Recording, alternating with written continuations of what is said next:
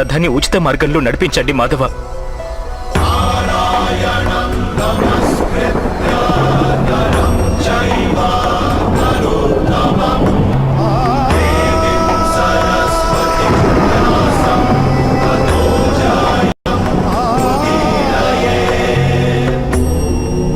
నేనేమి తెలుసుకుంటే నా దౌర్బల్యాన్ని వదిలిపెట్టగలను చెప్పండి.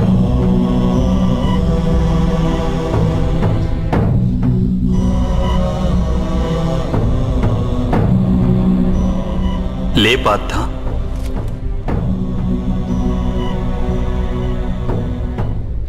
శ్రద్ధగా విను. జీవిత రహస్యాన్ని తెలుసుకో. లోకం యొక్క వాస్తవిక రూపాన్ని అర్థం చేసుకో. గంగా ప్రవాహంలో పిడికిలిని ముంచి వెలికి తీసినచో నీకు ఏదీ ప్రాప్తించదు. కాని అరచేతులతో దోసిలి పట్టి గంగా ప్రవాహంలో ముంచితే ఆ గంగా జలంతో నీ జీవితం పావనమవుతుంది. పరబ్రహ్మం విభాజన చెంది పురుషుడు ప్రకృతి ఉద్భవించాయి. అప్పుడు పురుషుడు అంటే పరమాత్ముని అంశ ఆత్మగా మారి ప్రకృతిలోని ప్రతి వస్తువులోనూ నివసించడం జరిగింది. ఆ ఆత్మను మోహం, అంధకారం ఆవరించాయి పార్థ. ఆ మోహ నిద్ర నుండి జాగృతమై తనని తాను పరమాత్ముని అంశగా తెలుసుకోవడమే ఆత్మ యొక్క కర్తవ్యం, ఉద్దేశ్యం. అదే జీవన కార్యం. కాని మాధవ, ఒకవేళ ప్రతి ఆత్మ పరమాత్మ అంశ అయితే మరి ఉన్నతి అధోగతి స్వయంగా పరమాత్మే చేస్తున్నాడా? బురదలో పడిన రత్నం ఏ విధంగా ప్రకాశించదో అదే విధంగా ప్రకృతిలోని 24 పదార్థాల నుండి వేరైన ఆత్మ అది ఒక పరమాత్మ అంశే అనే సత్యాన్ని విస్మరిస్తుంది. ఆత్మలు ఎక్కువ శాతం తమ దేహాన్నే సర్వస్వంగా భావిస్తాయి. తాము దేహానికి భిన్నమని అవి తెలుసుకోలేకపోతాయి. శరీరానికి కలిగే సుఖం, దుఃఖం, రుచి, వాసన ఇత్యాది అనుభవాలను అవి తమ అనుభవాలని భావిస్తుంటాయి. అసలు మార్పు కోసం ప్రయత్నం కూడా చేయవు.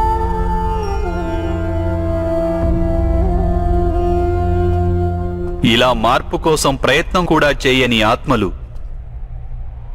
నిరంతరం అధర్మం చేస్తూనే ఉంటాయి. వాటిని జాగృతం చేసేందుకు దండన విధించడం అనివార్యం.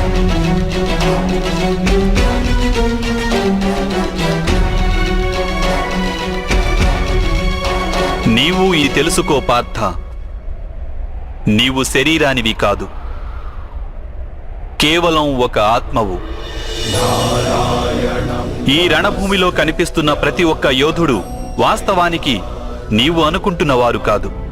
కొంతకాలం పాటు వీరందరూ ఈ శరీరాలలో వాసం చేస్తున్నవారు. వీరి శరీరాలు మరణిస్తాయి, కానీ వీరందరూ అమరులు. వీరు మళ్లీ నూతన శరీరాలను ధరిస్తారు. తాము ఆత్మస్వరూపులమని తెలుసుకునే వరకు తమ అధర్మాన్ని త్యజించి ధర్మ మార్గానికి వచ్చే వరకు వీరందరూ ఇలా జన్మిస్తుంటారు, అలాగే మరణిస్తుంటారు. ఇదే బ్రహ్మ విద్య బోధించే ప్రథమ పాఠం పార్థ. జన్మించిన వారికి మరణం అనివార్యం. అలాగే మరణించిన వారు అవశ్యం మళ్లీ జన్మిస్తారు. ఈ మహాజ్ఞానాన్ని సాంఖ్యయోగమని అంటారు.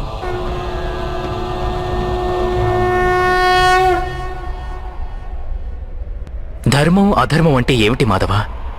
ఏ మార్గాన్ని అనుసరించి మనిషి తాను ఆత్మస్వరూపుడనని గుర్తిస్తాడో, పరమాత్ముని అంశగా ఉద్భవించానని తాను తెలుసుకుంటాడో ఆ మార్గాన్నే ధర్మమని అంటారు.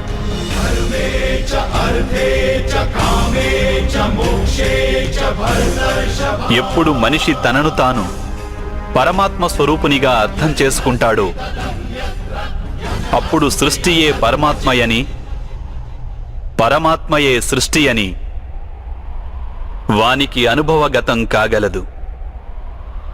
సృష్టికి పరమాత్మకు ఏ భేదమూ లేదు.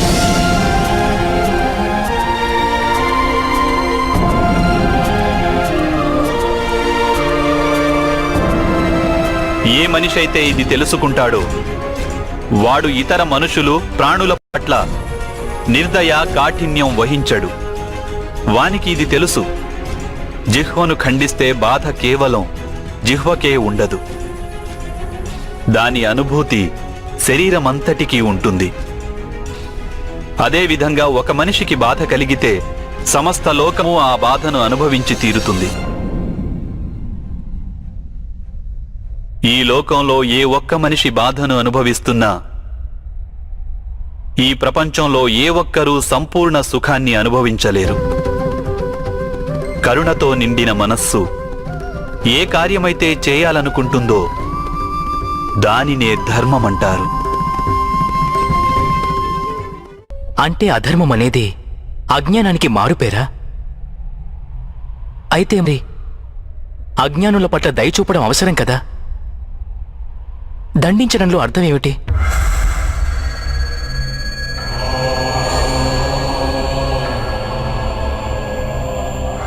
అజ్ఞాని జ్ఞానం విలువను తెలుసుకునేందుకు సిద్ధంగా లేకుంటే, జ్ఞానం వైపు దృష్టి సారించేందుకు సిద్ధంగా లేకుంటే అప్పుడు దండనే దయ అవుతుంది.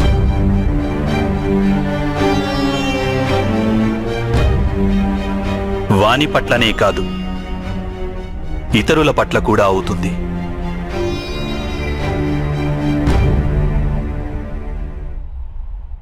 సృష్టిగతి సదా పరమాత్మ వైపే ఉంటుంది, ఇది అనివార్యము. కానీ అప్పుడప్పుడు ఒక దుస్థితి ఉత్పన్నమవుతుంది. అజ్ఞానం, మోహం, అధర్మం పెరిగిపోతుంటాయి. లోకంలో ధర్మం లుప్తమవుతుందన్న భయం ఉత్పన్నమవుతుంది. లోకంలో ధర్మం లుప్తమైపోయినప్పుడు కరుణ నశించిపోతుంది, అదేవిధంగా సత్యం కూడా నశించిపోతుంది. రానున్న తరాలకు ధర్మం ప్రాప్తించాలంటే ఈరోజే అధర్మాన్ని నాశనం చేసి ధర్మాన్ని పునఃస్థాపించడం అనివార్యము పార్థ.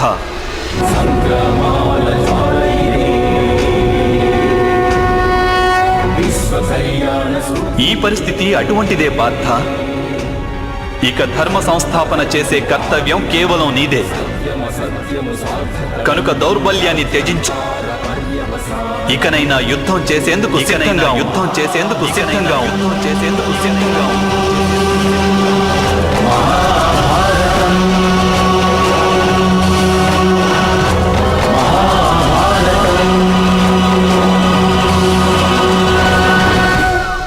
మరి నా చేతులలో హత్యలు జరుగుతాయి మాధవ.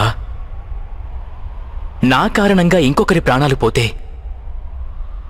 నాలో ఉన్న కరుణ నశించినట్లు కాదా మాధవ? అయినా ఒకవేళ ధర్మానికి ఆధారం కరుణ అయితే మరి నా ఆత్మకు కర్మబంధం ఏర్పడదా?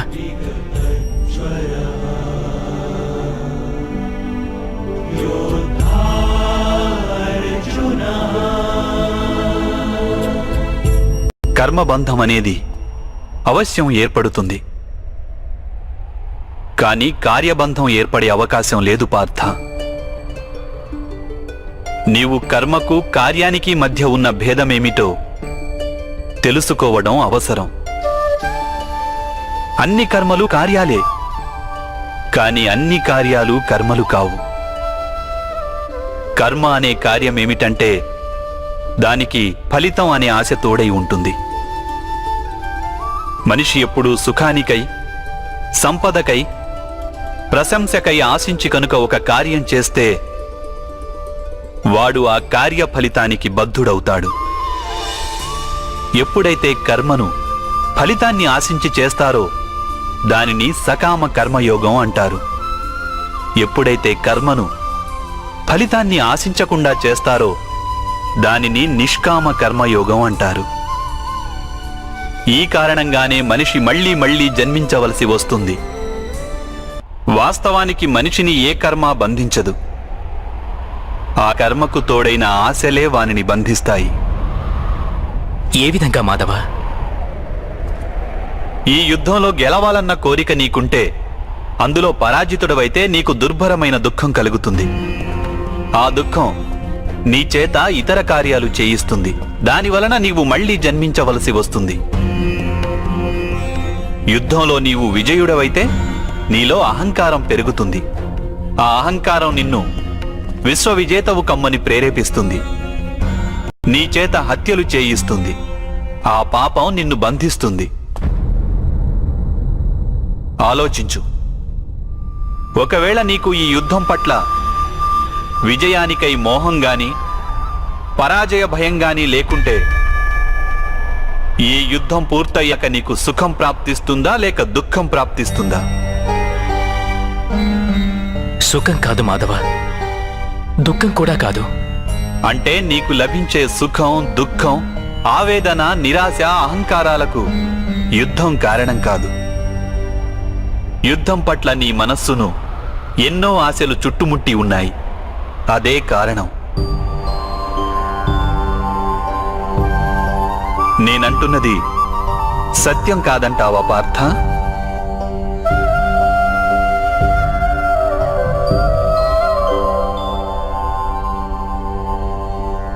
సుఖ దుఃఖే సమే కృత్వా లాభాలాభౌ జయాజయౌ తతో యుద్ధాయ యుజ్యస్వ నైవం పాప మవాప్స్యసి. అంటే సుఖ దుఃఖాలను సమానంగా భావించి లాభం, హాని, జయాపజయాల గురించి ఆలోచించకుండా నీవు యుద్ధం చేస్తే కౌంతేయ, నీవప్పుడు పాపంలో భాగస్థుడవు కాబోవు. దీనినే కర్మయోగం అంటారు. కాని మాధవ, ఒకవేళ కార్యబంధం నిశ్చితమైతే లౌకిక జీవితాన్ని విడిచి సన్యాసం తీసుకోవడం ఉచితం కాదా? ఈ ఆలోచన పర్యవసానంగానే ఈ రోజున యుద్ధం జరుగుతోంది పార్థ.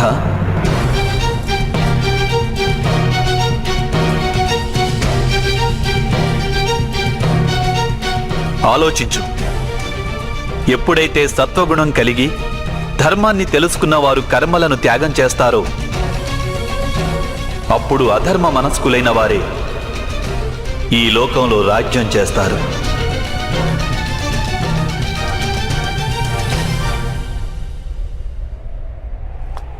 ఒకవేళ మహితాత్ములు లౌకిక జీవితాన్ని త్యజించి ఉండకుంటే ఈరోజు అధర్మం ఇంతగా పెరిగేది కాదు.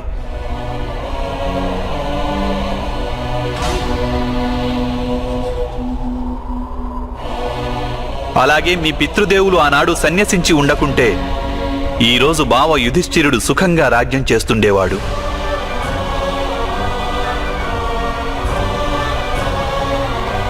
అలాగే తన ప్రజలకు న్యాయం, ధర్మం గురించిన జ్ఞానాన్ని అందించేవాడు.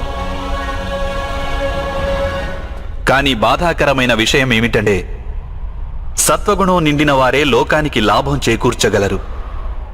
కానీ వారే సన్యసించాలని ఆలోచిస్తారు. జలం బాష్పంగా మారి ఆకాశానికి చేరుతుంది. ఇక బురద అక్కడే పడి ఉంటుంది.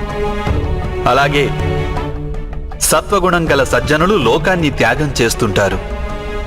ఇక తమస్సులో ఉన్న అధర్మపరులు లోకంలోని కార్యాలు చేస్తుంటారు. ఈ కారణంగానే లోకంలో పాపం, అధర్మం పెరుగుతుంటాయి.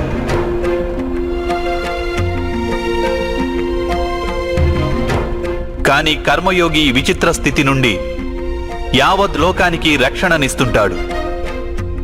కర్మయోగి కర్మ ఫలితాన్ని త్యాగం చేస్తాడు, కానీ కర్మలను త్యాగం చేయడు. వాడు ఈ లోకంలోనే ఉంటాడు. సన్యాసి మాదిరిగా అన్ని కార్యాలను చేస్తుంటాడు, కానీ వానిలో ఆపేక్ష ఉండదు. కర్మయోగికి తన సంతానం నుండి, స్వజనుల నుండి, తన ప్రజల నుండి ఎటువంటి ఆపేక్ష గాని, ఆశ గాని ఉండవు. స్వయంగా ఒక సన్యాసిగా అనుభూతి చెందుతాడు. కానీ సమాజానికి సంసారి మాదిరిగా లాభం చేకూరుస్తాడు. మనిషి తన సంతానం సుఖంగా ఉండాలని శ్రమపడతాడు మాధవ. సంతానం వలన సుఖపడాలన్న ఆపేక్ష ఎందుకు ఉండకూడదు? మనిషి తన సంతానం కోసం ఏది చేసినా అది వ్యాపారమా లేక ప్రేమా పార్థ? ప్రేమ మాధవ. మరి తాను చేసిన దానికి ప్రతిఫలం ఆశించడం ఎందుకు పార్థ? భవిష్యత్తులో లాభం కోసం వ్యాపారంలో ఎదురు చూస్తారు, ప్రేమలో కాదు.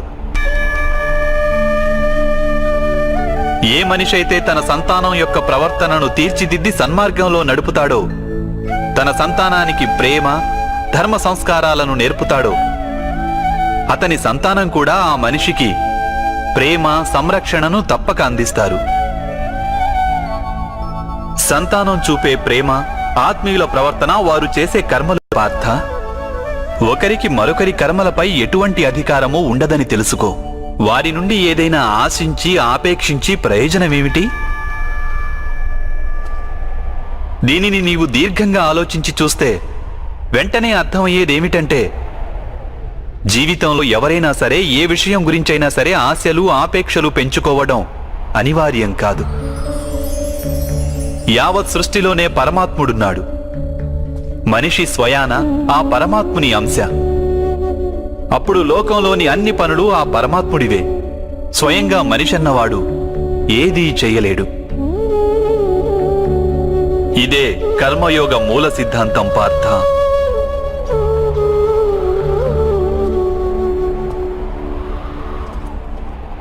ఇప్పుడు నీవు కూడా కర్మయోగిగా మారి ఈ యుద్ధం చెయ్యక తప్పదు పార్థ. త్రైగుణ్య విషయా వేద నిస్త్రైగుణ్యో భవార్జున, నిర్ద్వంద్వో నిత్య సత్వస్థో నిర్యోగక్షేమ ఆత్మవాన్. 3 గుణాలను త్యజించి నిర్గుణుడివి అయిపో పార్థ. ద్వంద్వ ప్రవృత్తి నుండి ముక్తి లభిస్తుంది. సత్వగుణంతో విరాజిల్లుతూ పరమాత్మునిపై మనస్సును లగ్నం చేసి నీ కర్తవ్యాన్ని నిర్వహిస్తూ ఉండు. నేను నా బుద్ధిని పరమాత్మపై స్థిరంగా ఉంచి కర్మయోగిగా మారేందుకు మార్గమేమిటి మాధవ? పార్థ, సాంఖ్యయోగం వలన మనిషి పరమాత్మను నిరంతరం స్మరిస్తూ ఉంటాడు. పరమాత్మను స్మరించడం వలన మనిషి మనసులో అంకిత భావం ఉత్పన్నమవుతుంది. అటువంటి భావాన్ని భక్తి అని అంటారు.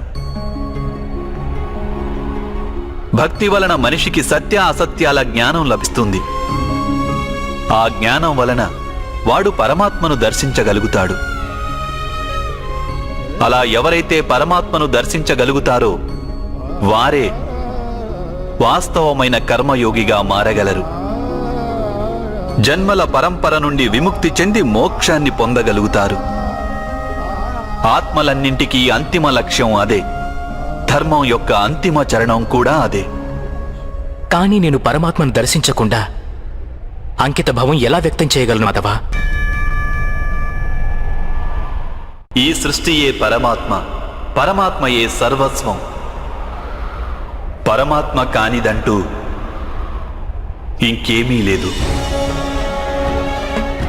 ఎవరు తమ ఆత్మను దర్శించగలుగుతారో వారే పరమాత్మను దర్శించగలుగుతారు. ఏ విధంగా ఉప్పులోని ఒక కణానికున్న రుచి మహాసముద్రపు నీటి రుచికి భిన్నమైనది కాదో, అదేవిధంగా నీ ఆత్మను నీవు దర్శించడం పరమాత్మ దర్శనానికి భిన్నమైనది కాదు.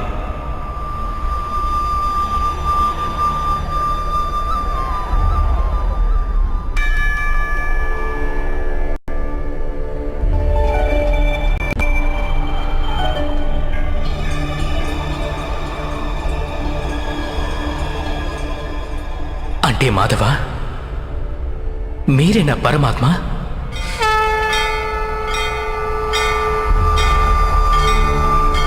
అవును పార్థ, నేను పరమాత్మను. నీవు కూడా పరమాత్మవే పార్థ. కానీ నీవు ఇప్పటికీ జాగృతం కాలేదు. నేను ఈ రహస్యాన్ని తెలుసుకున్నాను. ధర్మస్య తదాత్మానం సృజామ్యహం. అంతే మాధవ, మీ పట్ల అంకితభావం ఉంటే ఈశ్వరుని పట్ల అంకితభావం ఉన్నట్లే కదా? అవశ్యం. నా పట్ల ఉన్న అంకిత భావమే పరమాత్మ పట్ల అంకిత భావం. సర్వధర్మాన్ పరిత్యజ్య మామేకం శరణం వ్రజ. సర్వ జగతిని త్యాగం చేసి కేవలం నన్నే ఆశ్రయించు పార్థ.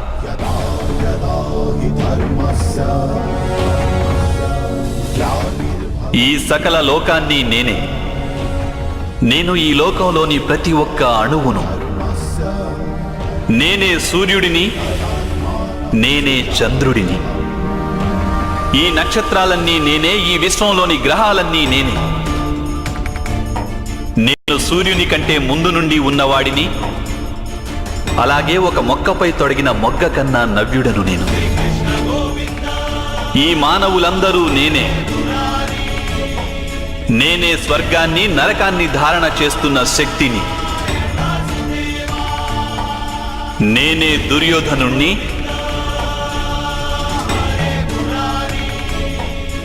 అలాగే అర్జునుడిని కూడా నేనే.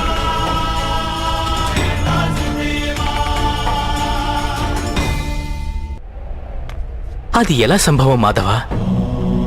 మీరు జన్మించటం పెద్దలు అనేకులు తమ జీవితకాలంలో చూశారు. మేము నవమాసాలు మోసి మీకు జన్మనిచ్చిన మీ మాత జీవించే ఉన్నారు. మీరు పురాతనులు, నాశనం లేనివారు ఎలా అవుతారు? నీవు శరీరాన్ని చూస్తున్నావు, కానీ నేను ఆత్మ గురించి మాట్లాడుతున్నాను. నేను అనేక జన్మలెత్తాను పార్థ.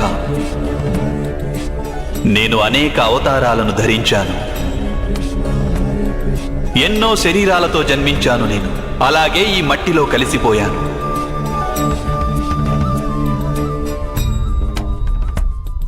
ఇక ముందు కూడా నేను పదే పదే జన్మిస్తుంటాను.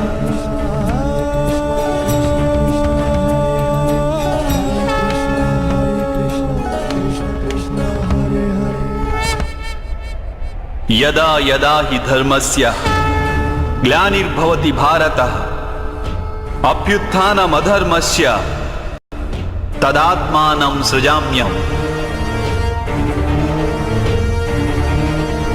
పరిత్రాణాయ సాధూనాం వినాశాయ చ దుష్కృతాం ధర్మ సంస్థాపనార్థాయ సంభవామి యుగే యుగే.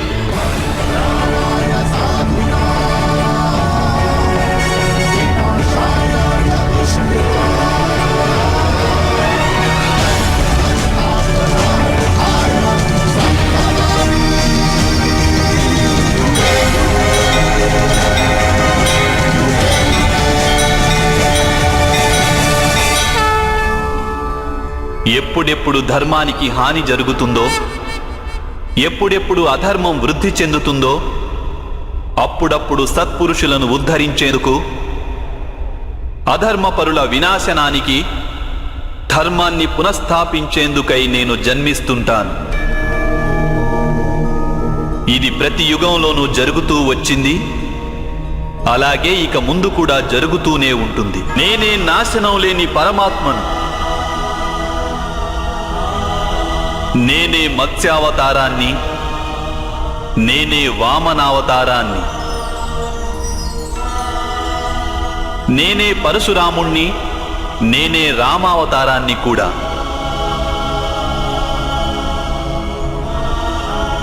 నేనే బ్రహ్మ విష్ణు మహేశ్వరులను, నేనే సరస్వతి లక్ష్మి పార్వతిని కూడా.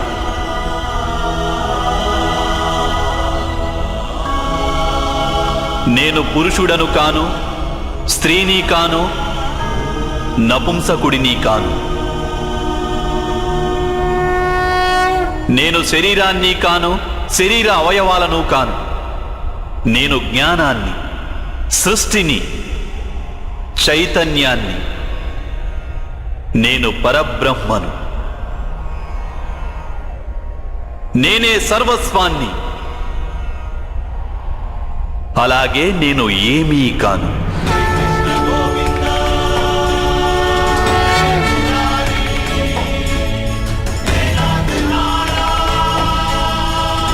ఈ విధంగా ప్రతి యుగంలోనూ జరిగింది. అలాగే ఇక ముందు కూడా జరుగుతూనే ఉంటుంది.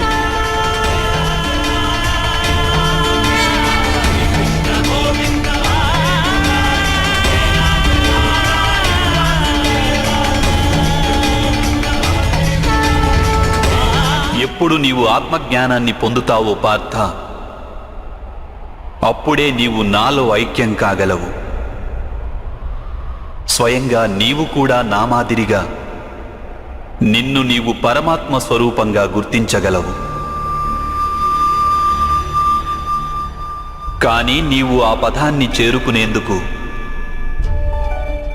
నా పట్ల సంపూర్ణ అంకిత భావం అనివార్యం కావాలి. అంకిత భావం అంటే ఏమిటి మాధవ? అంకిత భావం అనేది ఒక మానసిక స్థితి పేరు. అప్పుడు మనిషి తన సంకల్పాలన్నింటినీ త్యాగం చేస్తాడు. స్వయంగా ఏ విధమైన నిర్ణయాన్ని గాని లేక ప్రతిజ్ఞని కాని తీసుకోడు. ఏ విధమైన పనులు వానికి నిర్దేశించారో ఆ విధమైన పనులే చేస్తుంటాడు. వాస్తవానికి అంకిత భావానికి అర్థమేమిటంటే, తమను తాము, తమ మనస్సును, బుద్ధిని, జ్ఞానాన్ని, ఇచ్ఛలను, ఆశలను, మనసులోని భావనలను, తమ సర్వస్వాన్ని ఇంకొకరికి అర్పించడమే. ఇటువంటి అంకిత భావాన్ని భక్తి అని అంటారు. భక్తితో కొలవడం అంటే ఏమిటి మాధవ? అంకిత భావమే భక్తి కాదా? కాదు పార్థ, అంకిత భావం భక్తిలో మొదటి అడుగు మాత్రమే. వాస్తవానికి భక్తి అనేది ఒక కార్యం వంటిది కాదు. అది ఒక మనస్థితిని సూచిస్తుంది. నిత్య జీవితంలో మనిషి జపతపాలు, యజ్ఞయాగాలు, యమనియమాలు, యోగం, స్వాధ్యాయం అనే మాధ్యమాలతో తన అంతరంగాన్ని శుద్ధి చేసుకుని పరమాత్మ పట్ల అంకిత భావంతో ఉండాలి. మనిషి తాను చేసే పనులను, తన కర్మల ఫలితాన్ని, జీవితంలోని ఉచ్ఛ్వాస నిశ్వాసాలను పరమాత్మకు సమర్పిస్తూ ఉండాలి.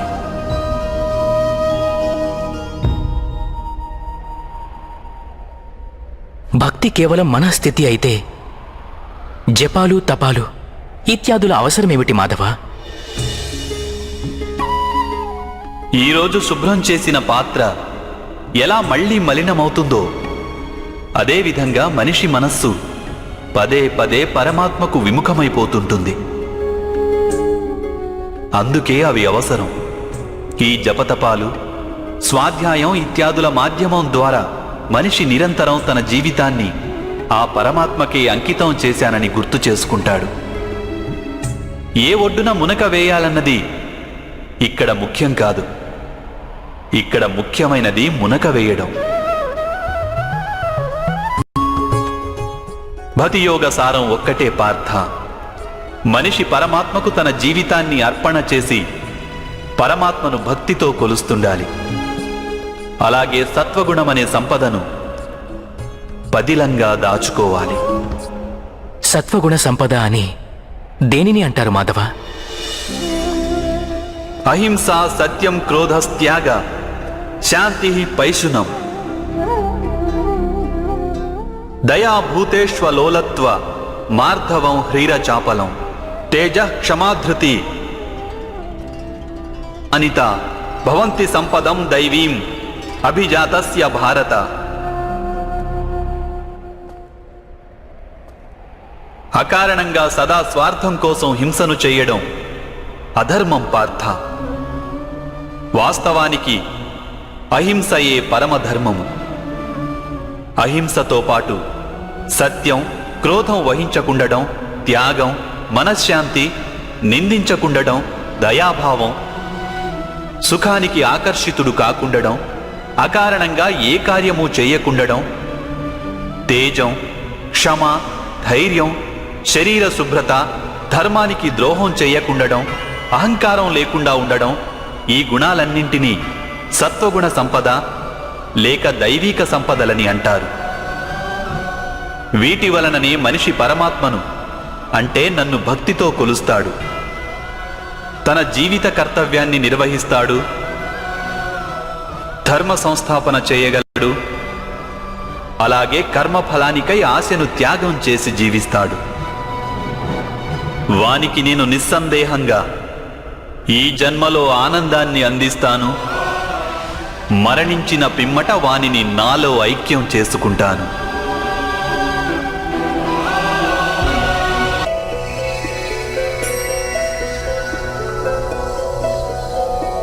నారాయణం నమస్కృత్య నరం చైవ నరోత్తమం దేవీం సరస్వతిం వ్యాసం తతో జయం ఉదీరయేత్. మీ వాస్తవ స్వరూపాన్ని నాకు దర్శించాలని ఉంది మాధవ.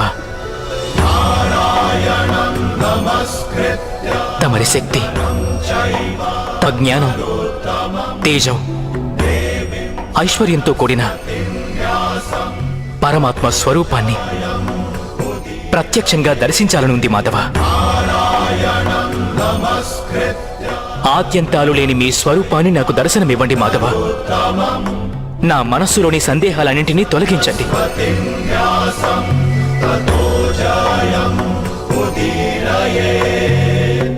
మీ దర్శనమివ్వండి మాధవ.